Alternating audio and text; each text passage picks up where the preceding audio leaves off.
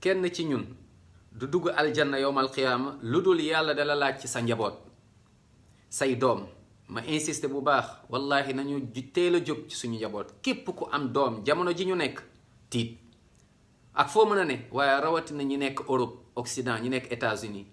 ay cas yoo xam ne yu doy waar la subhanallah ay wayjur yoo xam ne dañoo dem ba démissionné mu nekk catastrophe bu doy waar ay problème wallahi ma jox leen benn ba ñaari cas yoo xam ne dafa ñuy réveiller ñu gën a góorgóorlu bu dee góorgóorlu ñoon ñu teel a jóg bu dee doon nañ góorgóorlu ñu gën a góorgóorluwaat ñi yar njaboot gi ci l'islam xamal leen yàlla xamal leen diine xamal leen aduna macha allah accompagner leen sam benn xarit mooy nettal nee na ñaari doomam bu góor ak bu jigéen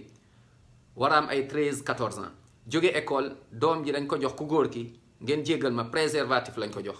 doom bu am 13 ans 14 ans ne mën na ko utiliser amul benn problème li gën a doy waar mooy doomam bu jigéen bi dañ ko ne mën nga dem defi njaaloo mais bul ko wax say waajur saa yoo defee njaaloo rek ñëwal ñun dinañ la jox pilule du lendemain mooy pilule boo xamante ne doo ëmb subhanallah yow daal demal xool leen lii école yi lan la ñuy jàngal suñu doom subhanallah kon nañu jóg gaaw waxtaan ak njaboot gi waxtaan ak ñoom ci diine waaye waxtaan ak ñoom ci àdduna accompagner leen xamal leen gaaw avant qu'il ne soit trop tard